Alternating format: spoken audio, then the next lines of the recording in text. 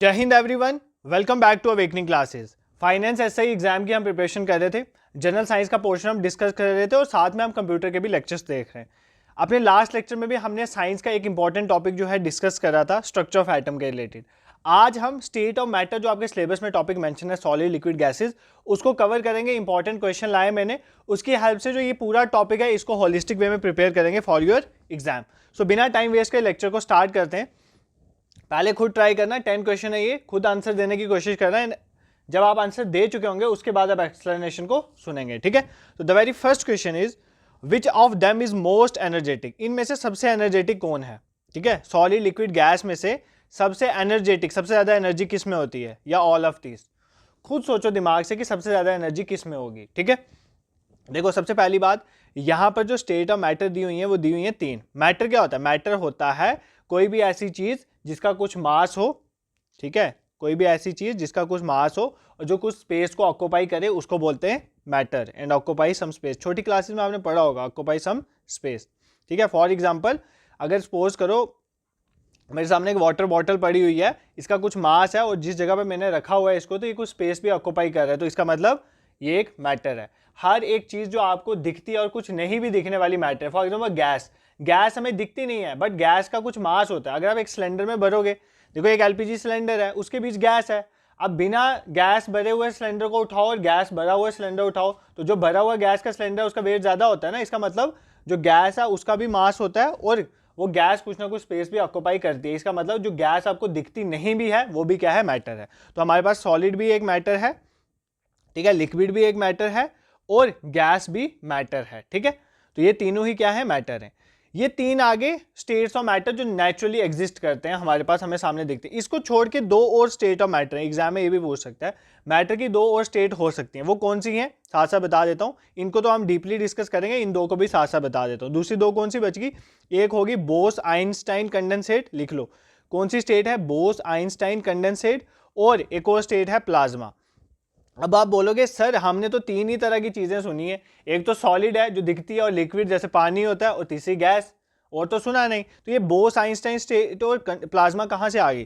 देखो Bose Einstein condensate वाली state वहां पर होती है, ध्यान से सुनो, जहां पर टेम्परेचर बहुत लो होता है, ठीक है। टेम्परेचर बहुत लो और प्रेशर बहुत हाई, ठीक है।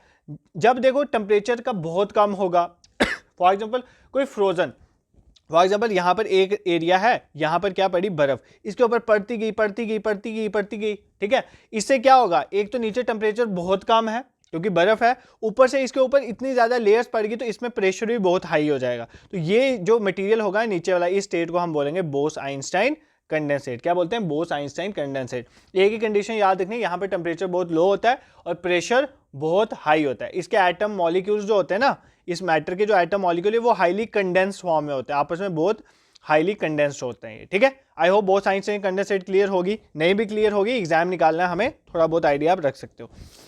Next is fifth state is plasma. कौन सी स्टेट है, प्लाज्मा। प्लाज्मा की अच्छी एग्जांपल है सन। सन में जो स्टेट होती है ना, सन में बेसिकली जो है मैटर क्या होता है, प्लाज्मा होता है। अब देखो प्लाज्मा क्या होगी, अब देखो पानी की बात करते हैं, फॉर एग्जांपल पानी H2O, ठीक है, वाटर। अब वाटर को बॉइल करने लगे, वाटर को बॉइल किया आपने, 100 डिग्री सेल्सियस वाटर का बॉइलिंग पॉइंट है, 100 डिग्री सेल्सियस तक बॉइल करने पर पानी की भाप बन गई, बट है तो अभी वो पानी ही है ना। बट अगर आप किसी चीज को उसके बॉइलिंग पॉइंट से ज्यादा हीट प्रोवाइड करते हो, उसको ज्यादा टेम्परेचर देते हो, बॉइलिंग पॉइंट से भी ज्यादा है, तो वो क्या करता है, वो चीज टूटने शुरू हो जाती है। हाइड्रोजन जो है वो, वाटर जो है टूटने शुरू हो जाएगा, क्या बनेगा, H पॉजिटिव और OH नेगेटिव आइंस। ये क्या बन गए, आइंस। ये जो आइंस वाली स्टेट होती है ना, बेसिकली इसी को बोलते हैं प्लाज्मा। क्या बोलते हैं इसको, प्लाज्मा स्टेट। प्लाज्मा स्टेट में क्या होता है, एट वेरी हाई टेम्परेचर जो भी मैटर है वो चार्ज पार्टिकल की फॉर्म में होता है, वो आइंस की फॉर्म में होता है, उस स्टेट को बोलते हैं प्लाज्मा। इसकी बेस्ट एग्जांपल है सन। सन में हाइड्रोजन हीलियम में कन्वर्ट हो रहा होता है और वहां पर कौन सी स्टेट होती है, प्लाज्मा स्टेट होती है, ठीक है। आई होप ये आपको पांचों स्टेट मैटर की थोड़ी थोड़ी समझ आ गई, बाकी आप क्वेश्चन डिस्कस करेंगे। अब पूछे इनमें से सबसे एनर्जेटिक कौन है, हम तो पहले ही बहुत डीप चले गए, इनमें सबसे एनर्जेटिक कौन है, सॉलिड लिक्विड गैस, इसमें सबसे एनर्जेटिक होती है गैसेज। अब आप बोलोगे ऐसा क्यों, देखो ये एक सॉलिड है, मान लेते हैं ये सॉलिड चीज है, ये कोई लिक्विड है, इस पानी के, इसमें टब में पानी पड़ा हुआ है, और ये गैस है। गैस तो आपको पता है रैंडम है, एक जगह रुकती नहीं। अब मुझे एक चीज बताओ, इसमें से सबसे ज्यादा एनर्जी किसकी होगी, जो सॉलिड वाले पार्टिकल्स होते हैं इनमें क्या होता है, सॉलिड वाले पार्टिकल्स आपस में जुड़े होते हैं, आपको पता है सारे पार्टिकल्स आपस में जुड़े हुए हैं, इनमें बोलते हैं इंटरमॉलिक्यूलर फोर्सेस हाई होते हैं। इंटरमॉलिक्यूलर मतलब दो मॉलिक्यूल्स, ये वाटर के कोई भी सॉलिड चीज़ है उसके मॉलिक्यूल्स हैं, इनके जो मॉलिक्यूल्स हैं इनमें फोर्सेस जो हैं बहुत हाई होती हैं, ठीक है, इंटरमॉलिक्यूलर फोर्सेस हाई होती हैं। इसकी वजह से क्या होता है, इनकी काइनेटिक एनर्जी नहीं होती। सॉलिड पार्टिकल, जो सॉलिड के पार्टिकल्स होते हैं वो मूव कर सकते हैं नहीं, वो आपस में जुड़े होते हैं, मूव नहीं कर सकते। इसका मतलब इनकी एनर्जी जो होती है वो क्या होती है, कम। अब आपको पता है वाटर जो है, अगर सपोज को लिक्विड की बात करते हैं, लिक्विड थोड़ा बहुत फ्लो तो करता है ना, लिक्विड मूव करता है, फ्लो करता है, इसका मतलब लिक्विड की थोड़ी बहुत काइनेटिक एनर्जी होती है। काइनेटिक एनर्जी मतलब वो एनर्जी जो मोशन के साथ है, चलने से जो एनर्जी काइनेटिक है। और गैस की बात करें, गैस के जो मॉलिक्यूल्स हैं उनके बीच में तो बहुत ज़्यादा स्पेस होती है, मॉलिक्यूल्स बहुत दूर दूर होते हैं। जब ये दूर दूर होते हैं तो ये भागते हैं, इसका मतलब इनमें क्या होती है, काइनेटिक एनर्जी। काइनेटिक एनर्जी होने का मतलब ये है कि ये एक दूसरे से दूर दूर भाग रहे होते हैं, तो काइनेटिक एनर्जी होने की वजह से इनमें एनर्जी क्या होती है, ज़्यादा होती है। तो सबसे ज़्यादा एनर्जी किस में होती है, एनर्जी सबसे ज़्यादा होती है गैसेस में, जिसमें इंटरमॉलिक्यूलर फोर्स। अब आपको कोई पूछे कि कौन से ऐसे सॉलिड लिक्विड गैस में से कौन सा ऐसा है मैटर है जिसमें इंटरमॉलिक्यूलर फोर्सेस ज़्यादा हो। इंटरमॉलिक्यूलर फोर्सेस सबसे ज़्यादा क्या होंगी, सॉलिड में, क्योंकि सॉलिड के पार्टिकल्स में फोर्स ज़्यादा है इसलिए वो आपस में जुड़े हुए हैं। लिक्विड के में कम होगी, गैस में तो बिल्कुल नहीं होती, ना के बराबर होती। गैस के पार्टिकल में इंटरमॉलिक्यूलर फोर्सेस नहीं होती। इंटरमॉलिक्यूलर फोर्सेस ना होने की वजह से इनमें काइनेटिक एनर्जी ज़्यादा होती है, इसलिए हम इनको एनर्जेटिक पार्टिकल्स बोलते हैं। प्लाज्मा तो इनसे भी ज़्यादा एनर्जेटिक होते हैं, ठीक है। I hope this is clear to you. इसके साथ एक और चीज मैं आपको यहीं पर बता दूं, देखो फ्लूइड वर्ड अगर कहीं पर यूज किया जाए, फ्लूइड का मतलब लिक्विड भी हो सकता है और गैस भी हो सकता है, ये याद रखना, ये बच्चों को कंफ्यूजन होती है। फ्लूइड में लिक्विड भी आता है और गैस भी आती है। फ्लूइड मतलब होता है कोई भी ऐसी चीज जो फ्लो करे, ठीक, जो एक जगह पे रुकी ना रहे, फ्लो करे। लिक्विड भी एक जगह रुका नहीं रहता है, चाहे कम फ्लो करता है बट फ्लो तो करता है ना। और गैस तो आपको पता है फ्लो ही हो जाती है। आपने यहाँ पर परफ्यूम ओपन करी, परफ्यूम पूरे रूम में फैल गई, और स्पेस दो तो और जगह फैलेगी। तो इस तरह से आप ये चीज़ें याद रख सकते हो। Moving towards question number second. देखो साइंस जब मैं पढ़ाता हूँ ना, मुझे पता भी नहीं चलता, मैं डीप चल जाता हूँ, बट जो जो इंपॉर्टेंट एग्जाम रेलिवेंट चीज़ें हैं वो आपको देखनी है। और अभी रिसेंटली मैं आपको एक चीज़ आपके साथ शेयर करना चाहता हूँ। मैं कल टेलीग्राम में भी ये बोला था कि अभी रिसेंटली जो वेटनरी फार्मासिस्ट का एग्जाम हुआ है ना, मतलब नियर अबाउट जम्मू कश्मीर के 12 से 11 क्वेश्चन जो है ना वो सीधा चैनल से आए थे। 12 में से 11 क्वेश्चन, कुछ ऐसा मुझे कमेंट देखा था मैंने, तो मतलब बहुत क्वेश्चन जो है वो चैनल के एमसीक्यू कम रिवीजन सेशन से आ रहे हैं, डायरेक्टली आ रहे हैं, और जो डायरेक्टली नहीं आ रहे हैं वो एक्सप्लेनेशन से आ रहे हैं। तो आपको ये सेशन बहुत बेनिफिशियल रहेंगे, तो इनको बिल्कुल भी इग्नोर मत करना, आपके बेनिफिट के लिए। At the end of the day ना, जब आपका होगा, अभी कुछ बच्चे मैसेज कर रहे थे जिनका फाइनेंस अकाउंट सिस्टम में सिलेक्शन हुआ, अपने रैंक के साथ वो कमेंट्स करते हैं, ठीक है। हमें पब्लिसिटी करने की इतनी आदत नहीं है, बट उनके कमेंट्स में देखता हूँ, और मैं आपको ये चीज़ इसलिए बता रहा हूँ कि यू शुड फील प्राउड, कि मतलब आपको भी कॉन्फिडेंट रहना चाहिए कि आप जो पढ़ रहे हो वो अपीयर भी हो रहा है आपके एग्जाम्स में। Moving towards next question, the temperature at with the solid melts to become liquid at atmospheric pressure is called. वो टेम्परेचर जिसमें सॉलिड लिक्विड में मेल्ट हो जाता है, ठीक है। एक आइस थी, आइस का बन गया पानी, मतलब सॉलिड क्या बन गया, लिक्विड बन गया। वो कौन सा पॉइंट होता है, ठीक है, कौन सा पॉइंट होता है, वो कौन सा टेम्परेचर होता है। बॉइलिंग पॉइंट बोलते हैं उसको, मेल्टिंग पॉइंट बोलते हैं, फ्रीजिंग पॉइंट, या नन ऑफ दिस। तो कौन सा होता है, सबको पता है, मेल्टिंग पॉइंट। मेल्टिंग पॉइंट में आइस मेल्ट होगी, मतलब क्या है, आइसक्रीम मेल्ट होगी, मतलब क्या हुआ, आइसक्रीम का पानी बन गया, ठीक है। आइसक्रीम की क्रीम बन गई, आइस खत्म होगी, इसलिए आइस का वाटर बन गया। मतलब मेल्टिंग पॉइंट वो पॉइंट होता है जिसमें एक सॉलिड चीज लिक्विड बन जाती है, उसको बोलते हैं मेल्टिंग पॉइंट। बॉइलिंग में क्या होता है, एक लिक्विड गैस बन जाती है। फॉर एग्जांपल आपका पानी जो है वो बॉइलिंग पॉइंट में क्या बन जाता है, बॉइलिंग पॉइंट में स्टीम बन जाता है, ठीक है, भाप बन जाती है। फ्रीजिंग पॉइंट वो पॉइंट होता है, आप क्या करते हो, खाने को, पानी को फ्रीजर में लगा देते हो, बर्फ बन जाती है। फ्रीजिंग पॉइंट वो पॉइंट होता है जिसमें लिक्विड क्या बन जाता है, सॉलिड बन जाता है। क्या बन जाता है, सॉलिड। एक डायग्राम बताऊंगा एनसीईआरटी के आपको, वो क्लियर हो जाएगा सब आपको। तो बॉइलिंग पॉइंट में लिक्विड गैस, मेल्टिंग पॉइंट में सॉलिड लिक्विड, और फ्रीजिंग पॉइंट में लिक्विड टू सॉलिड। अब मैं आपको एक क्वेश्चन पूछता हूं, ये सबको पता है कितने डिग्री पे आइस जो है वाटर बनती है। 0 डिग्री सेल्सियस पे आइस से वाटर बन जाता है, या वाटर से आइस बनती है 0 डिग्री सेल्सियस में। कितने डिग्री सेल्सियस में पानी बॉयल होता है, 100 डिग्री सेल्सियस में। 100 डिग्री सेल्सियस बॉइलिंग का होता है, ठीक है, और 0 डिग्री सेल्सियस क्या होता है, मेल्टिंग का। मतलब 0 डिग्री सेल्सियस पे आइस पानी बन जाती है, पानी आइस बन जाती है, ठीक है। अब देखो ध्यान से सुनो एक मेरी चीज, यहाँ पे एक मैं आपको थोड़ी डिफिकल्ट कंसेप्ट समझाऊंगा बट सिंपल वे में। अब क्या हो रहा है, 0 डिग्री सेल्सियस में आपकी आइस क्या बन रही है, वाटर बन रही है। ध्यान से सुनो, आइस क्या बन रहा है, वाटर बन रहा है, मतलब सॉलिड लिक्विड बन रहा है। यही इसी बात को मैं दूसरी तरह बोलूंगी, 0 डिग्री सेल्सियस पे ही वाटर भी क्या बन जाता है, आइस बन जाता है। अब आप बोलोगे सर एक ही टेम्परेचर है 0 डिग्री सेल्सियस, उसमें आइस भी वाटर बन रही है और उल्टा देखें तो वाटर भी आइस बन रहा है। ये कैसे पॉसिबल है? ये पॉसिबल है बिकॉज ऑफ लेटेंट हीट। किसकी वजह से? Latent heat. अब आपने याद रखना लेटेंट हीट होती क्या है। लेटेंट हीट वो हीट होती है जो एक पर्टिकुलर टेम्परेचर में, टेम्परेचर चेंज नहीं होता है, याद रखना। लेटेंट हीट वो हीट होती है जो एक पर्टिकुलर टेम्परेचर में किसी चीज़ की स्टेट को चेंज कर देती है। फॉर एग्जांपल सॉलिड को लिक्विड बना देगी या लिक्विड को सॉलिड बना देगी, ठीक है। That is known as latent heat. I hope यहाँ पर आपको कोई प्रॉब्लम नहीं होगी। तो देखो अब मैं आपको समझाता हूँ, दो तरह की लेटेंट हीट होती है। लेटेंट हीट ऑफ फ्यूजन, इस कंसेप्ट को ध्यान से समझो। लेटेंट हीट ऑफ फ्यूजन और दूसरा कंसेप्ट है लेटेंट हीट ऑफ वेपराइजेशन। क्या है? लेटेंट हीट ऑफ वेपराइजेशन, ठीक है।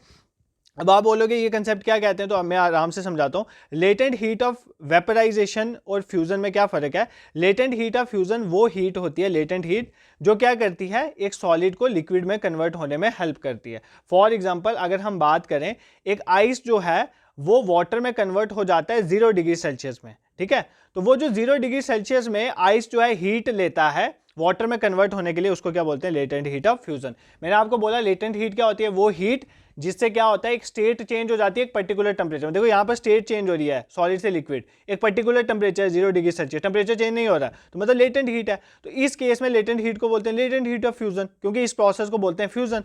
अब लेटेंट हीट ऑफ वेपराइजेशन क्या होती है? वो लेटेंट हीट मतलब वो हीट जिस हीट में क्या होता है, जो वाटर है वो किस में कन्वर्ट हो जाता है? वेपर में, एक पर्टिकुलर टेम्परेचर में। और आपको पता है पर्टिकुलर टेम्परेचर कितना होता है? 100 डिग्री सेल्सियस। इसको क्या बोलते हैं? Latent heat of vaporisation. है दोनों लेटेंट हीट है, बट एक को बोलते हैं latent heat of fusion. Latent heat of fusion वो हीट होती है जो 0 डिग्री सेल्सियस में, फिक्स टेम्परेचर में 0 डिग्री सेल्सियस में आइस को वाटर में कन्वर्ट कर देती है। और लेटेंट हीट ऑफ वेपराइजेशन वो हीट होती है जो 100 डिग्री सेल्सियस में वाटर को गैस में कन्वर्ट कर देती है। अगर ये नहीं भी समझ आया तो ये भी याद कर लो कि लेटेंट हीट ऑफ फ्यूजन से 0 डिग्री सेल्सियस पे आइस वाटर और लेटेंट हीट ऑफ वेपराइजेशन में, ठीक है। और मेल्टिंग पॉइंट, बॉइलिंग पॉइंट, ये चीजें क्या होती हैं, ये सब आपको पता होना चाहिए, छोटी क्लासेस में आपने पढ़ा भी हुआ है। नेक्स्ट क्वेश्चन पे मूव करते हैं। ये क्वेश्चन एग्जाम में पीछे पूछा गया था एसएससी में। What is the physical state of water eight 25 degree Celsius? ये तो हर कोई आंसर दे दे। 25 डिग्री सेल्सियस में पानी की क्या फिजिकल स्टेट होती है? पानी उस टाइम सॉलिड होता है, लिक्विड होता है, गैस होता है, नन ऑफ अबव। यार 25 डिग्री सेल्सियस तो हमारा टेम्परेचर होता है नॉर्मल टेम्परेचर में पानी लिक्विड ही होता है, सबको पता है। तो इसका आंसर क्या हो जाएगा? लिक्विड। इसमें तो कुछ बताने वाला नहीं है। बट एग्जाम में क्या पूछा जा सकता है इसके साथ, जो एक्सप्लेनेशन मैं आपको दूंगा, पूछा जाता है एग्जाम में वाटर की मैक्सिमम डेंसिटी कब होती है? डेंसिटी वाटर की सबसे ज्यादा कब होती है? ठीक है, वाटर की मैक्सिमम डेंसिटी 4 डिग्री सेल्सियस पे होती है। याद रखना, इस चीज को कभी नहीं बोलना। वाटर की मैक्सिमम डेंसिटी कब होती है? 4 डिग्री सेल्सियस। इसके एक्सप्लेनेशन में नहीं जाना आपने, मतलब एक्सप्लेनेशन में आपको दे सकता हूं बट कंफ्यूजन क्रिएट नहीं करनी आपके दिमाग में। मैक्सिमम डेंसिटी वाटर की कब होती है? 4 डिग्री सेल्सियस में। ये चीज याद रखना, एग्जाम में पूछा जाता है, ठीक है। एक और इंपॉर्टेंट चीज, आइस और वाटर सेम ही चीज है, कोई फर्क नहीं है। बस क्या है कि आइस जो है वो सॉलिड है फॉर्म है और वाटर लिक्विड फॉर्म है। अब इन दोनों में डेंसिटी ज्यादा किसकी होगी? आइस की होती है या वाटर की? देखो डेंसिटी वाटर की ज्यादा होती है आइस से। किसकी ज्यादा होती है? डेंसिटी वाटर की। अब आप बोलोगे सर आपको कैसे पता? तो मुझे पता है। कैसे पता है? अगर आप पानी लो, ये पानी है, पानी में बर्फ, आपने शादियों में देखा होगा ना, शादियों में क्या होता था, अब तो बड़े बड़े फ्रीजर आ गए, पहले नहीं होता था। तो एक बड़े से ड्रम में पानी डालते थे, उसमें बॉटल्स डालते थे, कौन सी, कोल्ड ड्रिंक्स वाली, और बर्फ फेंक देते थे, ठीक है। आपने ये चीजें देखी होगी। अब ये जो उसमें आपने देखा होगा कि पानी नीचे नीचे रहता है, बर्फ के टुकड़े ऊपर आ जाते हैं।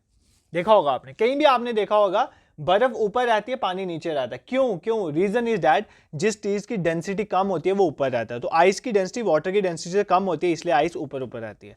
तो ये दो चीजें आपने याद रखनी है। मैक्सिमम डेंसिटी वाटर की 4 डिग्री सेल्सियस पे होती है और आइस की डेंसिटी पानी की डेंसिटी से कम होती है, इसलिए आइस ऊपर ऊपर रहती है। इसी तरह के एग्जाम में क्वेश्चन घुमा के पूछ लेता है आपसे और आप कंफ्यूज हो जाते हो। Next question is the triple point of water is, पानी का ट्रिपल पॉइंट क्या है?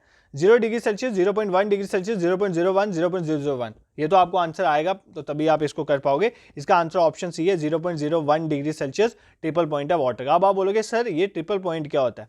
ट्रिपल पॉइंट वो पॉइंट होता है जिसमें तीनों स्टेट एग्जिस्ट करते हैं, मतलब सॉलिड, लिक्विड और गैस, तीनों स्टेट एट अ टाइम आपको दिख रही होंगी। That is known as triple point. अब आप बोलोगे ऐसा कैसा हो सकता है?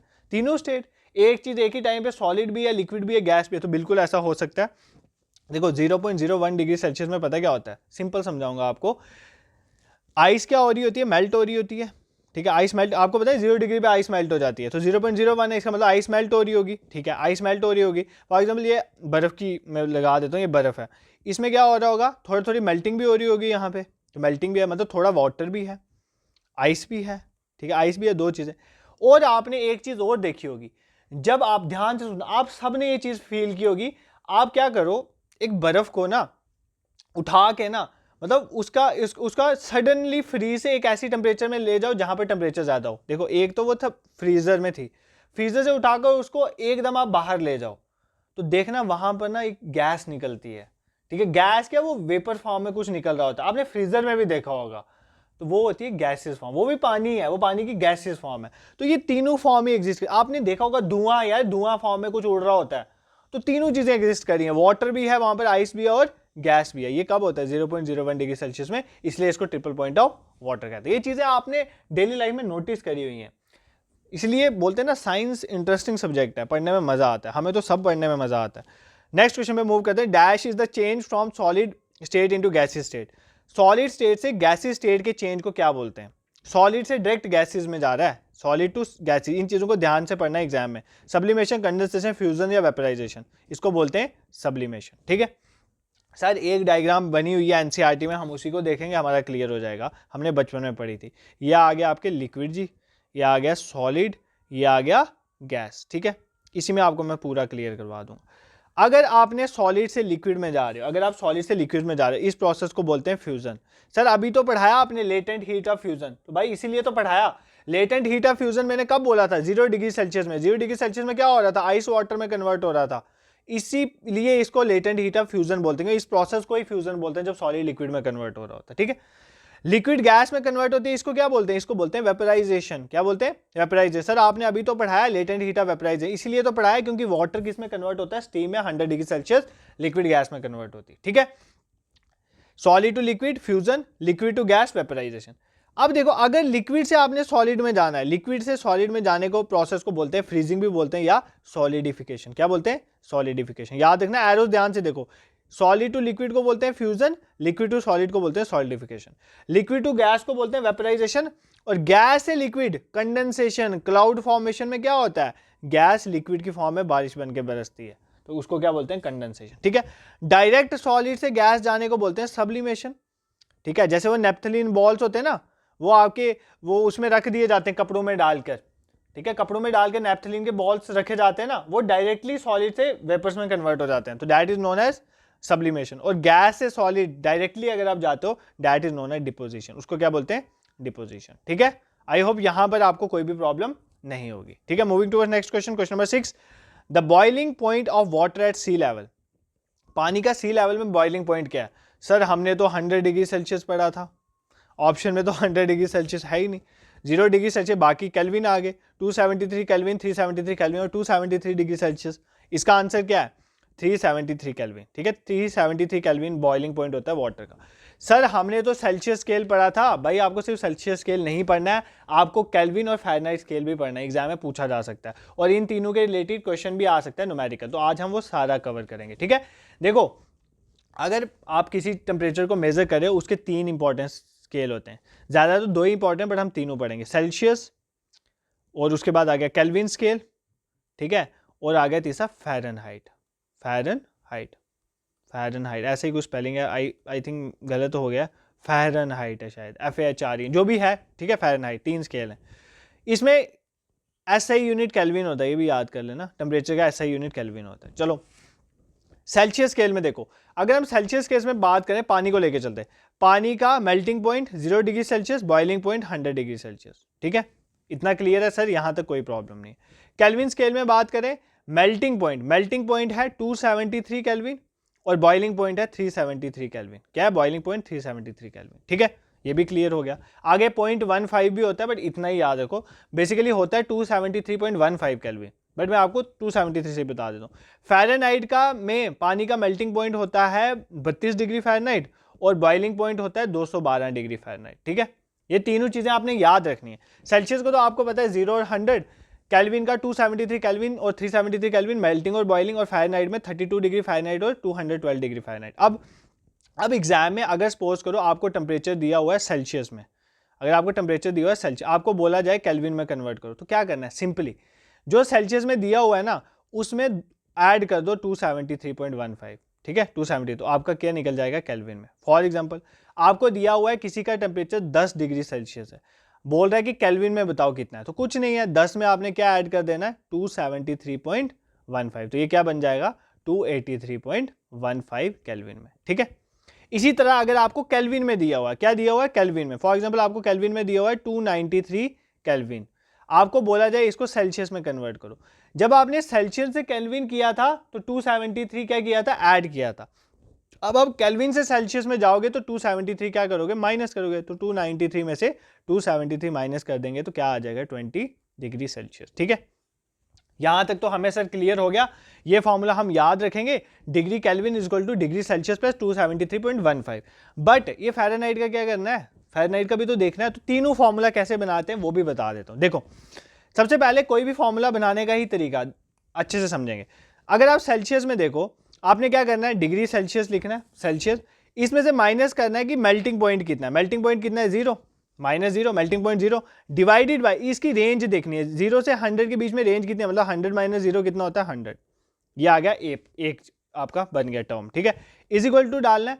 अब देखो यहां पर अब आप किस में निकाल रहे हो, केल्विन में, तो क्या लिखना है डिग्री केल्विन माइनस इसका मेल्टिंग पॉइंट, इस केस में मेल्टिंग पॉइंट कितना है 273, क्या है 273 इस केस में मेल्टिंग पॉइंट है, डिवाइडेड बाय इन दोनों के बीच में देखो कितना डिफरेंस है, 373 में से 273 गए तो 100, ठीक है। I hope clear. अब फ़ारेनहाइट में चलो, अब आप डिग्री फ़ारेनहाइट ले रहे हो, माइनस इस केस में मेल्टिंग पॉइंट कितना है 32 है सर, और इस केस में दोनों का डिफरेंस कितना है 212 में से 32 को माइनस करें तो 180 आ जाता है। ये आपका फॉर्मूला बन गया है, ये क्या बन गया आपका फॉर्मूला, यहां पर आप जो चाहो निकाल सकते हो। फॉर एग्जांपल आपको सेल्सियस में दिया है, आपने फ़ारेनहाइट में निकालना है, तो उस केस में इसको भूल जाओ, सिर्फ यहां पर सेल्सियस की वैल्यू डालो, इसको सॉल्व करो तो फ़ारेनहाइट निकल जाएगा, ठीक है। अगर सपोज करो आपको केल्विन में दिया हुआ है, फ़ारेनहाइट में निकालना है, तो भाई यहां पर केल्विन की जगह डालो जो केल्विन है। फॉर एग्जांपल यहां पर केल्विन की जगह दिया हुआ 293 केल्विन, तो 293 में से 273 जाएंगे, कितना बचेगा 20, 20/100, 20/100 क्या होगा 1/5, तो आपका आ जाएगा 1/5 is equal two degree F minus 32/180, 180 यहां से यहां जाके मल्टीप्लाई हो जाएगा 180/5 प्लस 32 हो जाएगा, तो आपका आंसर निकलेगा। मतलब आगे इसने सॉल्व भी करना है, इस तरह से फॉर्मूला बनाया जाता है, ठीक है। अगर नहीं भी समझ आता है ना तो ये वाला तो एटलीस्ट याद करना है, बाकी एक दो बार अगर आप रिवाइंड करके वीडियो देखोगे तो मुझे एश्योरेंस है कि आपको इजीली प्रिपेयर हो जाएगा। क्वेश्चन नंबर 7 पे मूव करते हैं। Which of the following is not a characteristic of solid, इनमें से कौन सा सॉलिड का कैरेक्टरिस्टिक नहीं है। सॉलिड हाईली रिजिड होते हैं, भाई हर कोई सॉलिड चीज रिजिड ही होती है। सॉलिड की रेगुलर शेप होती है, मेरे सामने बॉटल है रेगुलर शेप है, मेरे हाथ में स्टाइलस है, पेन है, उसका भी रेगुलर शेप है, नोटबुक की भी रेगुलर शेप है, तो सॉलिड की रेगुलर शेप होती है। हाई डेंसिटी, बिल्कुल जी, सॉलिड चीज की हाई डेंसिटी होती है। हाई कंप्रेसिबिलिटी नॉट कैरेक्टरिस्टिक पूछा है, इसका आंसर डी है। क्या सॉलिड कंप्रेस होते हैं? आप मैं वाटर की बोतल हाथ में पकड़ लो, मैं ग्रेट खली हूं तो कंप्रेस कर पाऊं, बट ऐसे नहीं कर सकता, तो मतलब सॉलिड चीज इतनी इजीली कंप्रेस नहीं होते, तो सॉलिड जो है वो लो कंप्रेसिबल होते हैं। हाई कंप्रेसिबल तो गैसेज होती हैं, इसीलिए तो सर हमारे एलपीजी है, सीएनजी है, लिक्विफाइड पेट्रोलियम गैस, सीएनजी को बोलते ही कंप्रेस्ड नेचुरल गैस है। नेचुरल गैस को क्या किया गया, कंप्रेस्ड, गैसेस को कंप्रेस किया जाता है हाई प्रेशर लगाकर, ठीक है, हाई प्रेशर लगाकर सिलेंडर में भरा जाता है, क्योंकि गैसेस कंप्रेस हो सकती हैं। क्यों हो सकती हैं? क्योंकि गैसेस में बहुत सारी जगह होती है, आप इसको कंप्रेस करोगे तो पास पास हो जाएंगी। सॉलिड तो ऑलरेडी पास पास है, इनमें तो जगह ही नहीं है, और कितना कंप्रेस कर लोगे, ठीक है।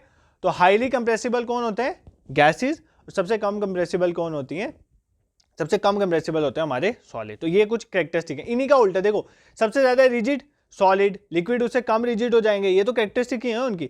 सॉलिड की रेगुलर शेप होती है, लिक्विड की रेगुलर शेप नहीं, लिक्विड शेप लेते हैं उस कंटेनर की जिसमें उनको रखा जाता है। भाई मैंने पानी को पहले एक कटोरी में डाला, वो कटोरी की फॉर्म ले गया, फिर मैंने गिलास में डाला, उसकी फॉर्म ले गया, फिर मैंने बकेट में डाला, बकेट की फॉर्म ले गया। तो लिक्विड जो होते हैं उनकी भी एक रेगुलर शेप नहीं होती, बट वो उस कंटेनर की शेप ले लेते हैं। गैस की तो सर कोई शेप ही नहीं होती है, ठीक है। और हाई डेंसिटी किसकी होगी, सॉलिड की, उससे कम लिक्विड देन गैस, और हाई कंप्रेसिबिलिटी मैंने आपको समझा दिया। Moving towards question number 8, which of the following condition is most favourable for converting gas into liquid. अगर किसी गैस को लिक्विड में कन्वर्ट करना है तो क्या करना, अभी बताया यार।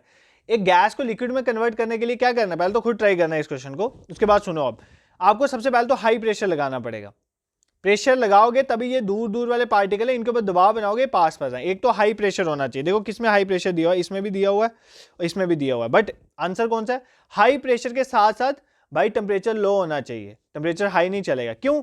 अगर तो हाई टेम्परेचर होगा, हाई टेम्परेचर मतलब मैं इसको सपोज करो नीचे से आग लगा देता हूँ, इधर मैंने फायर लगा दी, अगर मैं इसको आग लगा रहा हूँ मतलब इसको टेम्परेचर बढ़ा रहा हूँ, तो भाई ये तो दूर दूर भागेंगे, फिर तो कंप्रेस नहीं होंगे ना। तो मुझे टेम्परेचर कम रखना है, प्रेशर हाई रखना है, तो ये कंप्रेस हो जाएंगे। तो ये कंप्रेसिबिलिटी की कंडीशन होती है high pressure and low temperature, ठीक है। Moving towards question number 9, which of the following phenomena would increase on rising temperature. अगर मैं टेम्परेचर को बढ़ाता हूं तो इनमें से कौन सा फिनोमिना होगा? अब ये सारे फिनोमिना आपको पता होना चाहिए। Diffusion, evaporation, compression of gases. Evaporation, compression of gases, solubility. Evaporation, diffusion, expansion of gases, evaporation, solubility, diffusion या कंप्रेशन ऑफ गैसेस, ठीक है। अगर आप इंक्रीज कर रहे हो, ठीक है, राइजिंग टेम्परेचर को, अगर आप टेम्परेचर को बढ़ा रहे हो तो इनमें से कौन सा होगा? देखो सबसे पहली बात, कंप्रेशन ऑफ गैसेस अगर आपको एक उपला कंसेप्ट ही समझ आया होगा अगर आपको, कि कंप्रेस, जब आप टेम्परेचर बढ़ाओगे तो गैसेस कंप्रेस नहीं हो सकती, तो आप इन तीनों को ही निगलेक्ट कर देते, आपका आंसर ऑटोमेटिकली ऑप्शन सी निकल जाता, ठीक है। क्यों? क्योंकि देखो ना यार, जब आप टेम्परेचर बढ़ा रहे हो तो गैसेस एक्सपैंड करेंगी ना। आप ऑलरेडी गैसेस के पार्टिकल दूर दूर हैं, इनको और हीट दे रहे हो, इनकी काइनेटिक एनर्जी बढ़ेगी, ये दूर दूर भागेंगे, तो मतलब एक्सपेंशन होगी। और डिफ्यूजन तो होती है, डिफ्यूजन मतलब जब आप इनको टेम्परेचर बढ़ाओगे तो ये हाई कंसंट्रेशन से लो कंसंट्रेशन पे जाएंगे, ठीक है।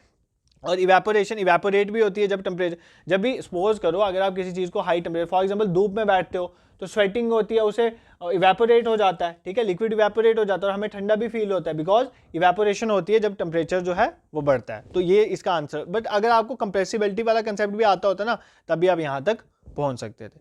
Moving towards last question for today, the amount of heat energy required to change 1 kg of solid into liquid at its melting point। Melting point के ऊपर मैंने बोला टेम्परेचर फिक्स होगा, मेल्टिंग पॉइंट के ऊपर जब सॉलिड लिक्विड में convert होता है तो कितनी हीट चाहिए होती है, वो अमाउंट ऑफ हीट जो इसको चाहिए होती है 1 kg सॉलिड को लिक्विड में कन्वर्ट करें, उसको क्या बोलते हैं? Latent heat of vaporisation, fusion या बोथ एंड भी।